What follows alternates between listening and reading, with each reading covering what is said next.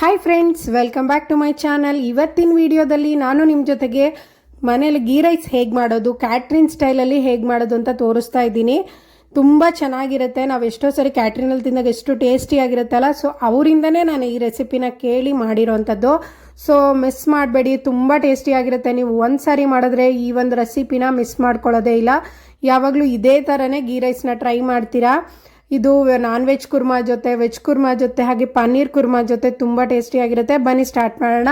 ನೋಡಿ, ನಾನು ಒಂದು ಕುಕ್ಕರ್ ಇಟ್ಕೊಂಡಿದ್ದೀನಿ. ಕುಕ್ಕರ್ಗೆ 2 ಟೇಬಲ್ ಸ್ಪೂನಷ್ಟು ಎಣ್ಣೆ ಹಾಕಿ ಸ್ವಲ್ಪ ಗೋಡಂಬಿನ ಫ್ರೈ ಮಾಡ್ಕೊತಾ ಇದ್ದೀನಿ. ಗೋಡಂಬಿ ಬಂದು ಸ್ವಲ್ಪ ಗೋಲ್ಡನ್ ಕಲರ್ ಆಗಬೇಕು, ಅಲ್ಲಿವರೆಗೂ ಚೆನ್ನಾಗಿ ಫ್ರೈ ಮಾಡ್ಕೊಳ್ಳೋಣ. ಕ್ರಿಸ್ಪ್ ಕೂಡ ಆಗಬೇಕು. ಹೈ ಫ್ಲೇಮಲ್ಲಿಟ್ಟು ಮಾಡ್ಕೋಬೇಡಿ, ಒಂದು ಮೀಡಿಯಮ್ ಫ್ಲೇಮಲ್ಲೇ ಮಾಡ್ಕೋಬೇಕಾಗುತ್ತೆ. ಆಮೇಲೆ ನಾನು ಆ ಗೋಡಂಬಿನ ಒಂದು ಬೌಲಲ್ಲಿ ಎತ್ತಿಟ್ಕೋತಾ ಇದ್ದೀನಿ. ಹಾಗೆ ಇನ್ನೊಂದು ಬೌಲಲ್ಲಿ ಬಾಸ್ಮತಿ ಅಕ್ಕಿ ತೊಗೊಂಡಿದ್ದೀನಿ. ಗೀ ರೈಸ್ ಅಂದಮೇಲೆ ಬಾಸ್ಮತಿ ಅಕ್ಕಿ ಇದ್ದರೆ ಚೆನ್ನಾಗಿರುತ್ತೆ, ಸೊ ಅದನ್ನು ವಾಶ್ ಮಾಡಿ ಇಟ್ಕೊಳ್ಳಿ. ಹಾಗೆ ಆ ಕುಕ್ಕರಲ್ಲಿ ಹಾಕಿದ್ವಲ್ಲ ಎಣ್ಣೆಗೆ, ಅದಕ್ಕೇ ಒಂದು ಪಲಾವ್ ಎಲೆ, ಹಾಗೆ 2 ಇಂಚಷ್ಟು ಚಕ್ಕೆ, ಹಾಗೆ 2 ಲವಂಗ, ಏಲಕ್ಕಿ ಹಾಕಿದ್ದೀನಿ. ಹಾಗೆ ಇದಕ್ಕೆ ಚಕ್ರ ಮೊಗ್ಗು ಅಂತ ಹೇಳ್ತಾರೆ, ಅದನ್ನು ಹಾಕಿದ್ದೀನಿ. ಸ್ಟಾರ್ ಹೂವು ಹಾಕಿದ್ದೀನಿ. ಇದೆಲ್ಲ ಐಟಮ್ಸು ಇರಬೇಕು. ಟೋಟಲ್ ಆಗಿ 9 ಐಟಮ್ ಹಾಕಬೇಕು. ಹಾಗೆ ಕಸ್ತೂರಿ ಮೇಥಿ ಮತ್ತು ಸ್ವಲ್ಪ ಸೋಂಪು ಹಾಕಿದ್ದೀನಿ. 4ರಿಂದ 5 ಹಸಿರು ಮೆಣಸಿನ್ಕಾಯಿ ಹಾಕಿದ್ದೀನಿ, ಇದು ಬಂದು ಖಾರಕ್ಕೋಸ್ಕರ. ಆಮೇಲೆ 2 ಗಡ್ಡೆಯಷ್ಟು ನಾನು ಈರುಳ್ಳಿ ಹಾಕಿದ್ದೀನಿ. ನಾನು ಮಾಡ್ತಾ ಇರೋ ಮೆಜರ್ಮೆಂಟ್ಗೆ ಇಷ್ಟು ಈರುಳ್ಳಿ ಸಾಕಾಗುತ್ತೆ. ನೋಡಿ, ಅದು ಸ್ವಲ್ಪ ಗೋಲ್ಡನ್ ಕಲರ್ ಬರಬೇಕು.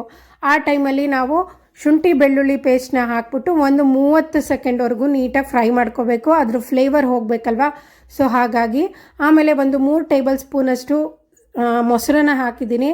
ಮೊಸರು ಕೂಡ ಒಂದು ಹುಳಿ ಫ್ಲೇವರ್ಗೆ ಬೇಕಾಗುತ್ತೆ, ತುಂಬ ಚೆನ್ನಾಗಿರುತ್ತೆ. ಇದೇ ಒಂದು ಮೆಥಡಲ್ಲಿ ಒಂದ್ಸರಿ ಮಾಡಿ ಟ್ರೈ ಮಾಡಿ, ಖಂಡಿತ ನೀವು ಚೆನ್ನಾಗಿ ಬಂದರೆ ಕಾಮೆಂಟ್ ಮಾಡ್ತೀರಾ.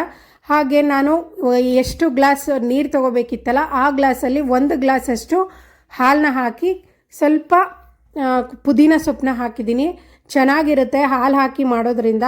ಹಾಗೆ ನಾನು ನೆನೆಸಿ ತೆಗೆದಿಟ್ಕೊಂಡಿರೋಂಥ 15 ನಿಮಿಷದಿಂದ 20 ನಿಮಿಷ ನೆನೆಸಿದ್ದೀನಿ ಬಾಸ್ಮತಿ ಅಕ್ಕಿನ. ಹಾಕ್ಬಿಟ್ಟು ನೀರು ಹಾಕಬೇಕಾದ್ರೆ ನೀವು ಮೊದಲು 1 ಗ್ಲಾಸ್ ತೆಂಗಿನಕಾಯಿ ಹಾಲು ಹಾಕಿರ್ತೀರ, ನೆನ್ಪಿಟ್ಕೊಳ್ಳಿ. ಆ ತೆಂಗಿನಕಾಯಿ ಹಾಲು ಹಾಕಿದ್ರಿಂದ ನೀವು ನೀರನ್ನ 1 ಗ್ಲಾಸ್ ಕಡಿಮೆ ಹಾಕಬೇಕಾಗುತ್ತೆ. ಆಮೇಲೆ ಲಾಸ್ಟಿಗೆ ನಿಂಬೆಹಣ್ಣು ಮತ್ತು ಉಪ್ಪು ಹಾಕ್ಬಿಟ್ರೆ ಮುಗೀತು. ಇಷ್ಟೇ. ತುಂಬ ಚೆನ್ನಾಗಿರುತ್ತೆ. ಒಂದು ಸತಿ ಟೇಸ್ಟ್ ಮಾಡಿ ನೋಡಿ ಹೇಗಿರುತ್ತೆ ಅಂಥೇಳಿ ಕಾಮೆಂಟ್ ಮಾಡಿ. ನಿಮ್ಗೆ ಇಷ್ಟ ಆದಮೇಲೆ ನನ್ನ ಚಾನಲ್ನ ಸಬ್ಸ್ಕ್ರೈಬ್ ಮಾಡ್ಕೋಬೋದು. ನಾನು ಕೊನೆಗೆ ತುಪ್ಪ ಹಾಕ್ತಾಯಿದ್ದೀನಿ. ಗೀ ರೈಸ್ ಅಂದಮೇಲೆ ತುಪ್ಪದಲ್ಲೇ ಮಾಡಬೇಕು ಅಂತಿಲ್ಲ. ನೋಡ್ತಾ ಇದ್ರಲ್ಲ, ಲಾಸ್ಟಿಗೆ ತುಪ್ಪ ಹಾಕಿರೋದ್ರಿಂದ ತುಂಬ ಚೆನ್ನಾಗಿರುತ್ತೆ.